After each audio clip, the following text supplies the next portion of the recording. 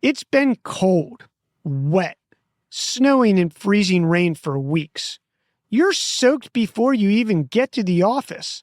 Your motivation is as gray as the sky, and you're starting to wonder if the sun is just a myth you see on the shows you've been binge watching on Netflix as you hear the wind howling outside.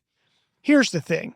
While you can't control the weather, psychologists have found you can control something even more important that doesn't just make you feel better, it makes you 14% more productive. Today we're explaining what psychologists call hope that can change how you feel. Then we'll look at a study from the Journal of Organizational Behavior that shows how hope drives real performance. And then we'll wrap up with 3 science-backed strategies to use hope so that you can feel better and more positive.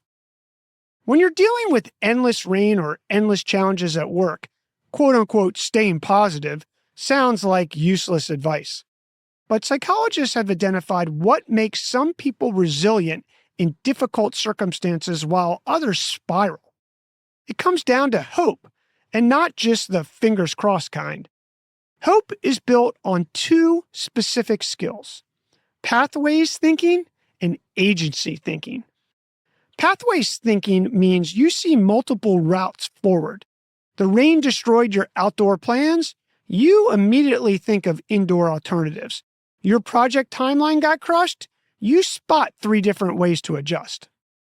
Agency thinking is believing you have the energy and ability to take those paths. It's the difference between I could try something else and I'm going to make something else work. And here's what matters. Hope isn't a personality trait. It's not something that you're born with or without. It's a skill you can develop, especially during those stretches when everything feels relentlessly difficult. A study published in the Journal of Organizational Behavior titled Exploring the Role of Hope in Job Performance, results from 4 studies, measured hope alongside intelligence, optimism, and self-efficacy to see what actually predicted workplace performance. Hope won. Across 4 different studies, hope predicted job performance better than any other of those other factors. And we're talking about objective performance, supervisor ratings, actual business outcomes, not just people saying they felt more motivated. Hope accounts for about 14% of productivity in the workplace. Companies with higher hope employees showed higher profitability, better retention, and greater employee satisfaction. And high hope people have cognitive flexibility. When plans fall apart, whether that's a rained out event or a derailed project, they don't get stuck ruminating. They reframe obstacles as temporary and start generating solutions. Low hope people, on the other hand, use avoidance as a coping strategy and tend to stay stuck thinking about the problem instead of solving it. So, how do you build hope when you're staring at a forecast of another week of cold weather, rain or snow, or another mountain of work that feels overwhelming? Here are 3 science-backed protocols.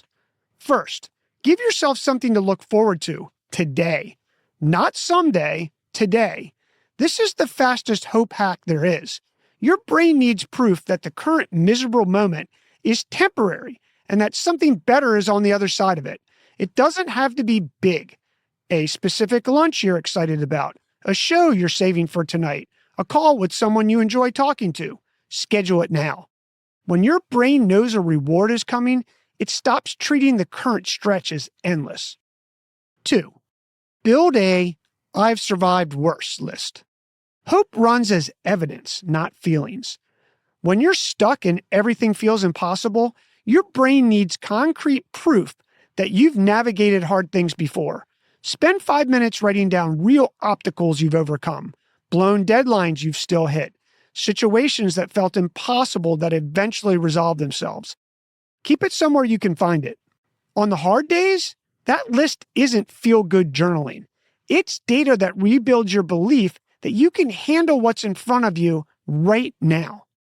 3, come up with 5 alternatives before you pick one. This one directly trains pathways thinking.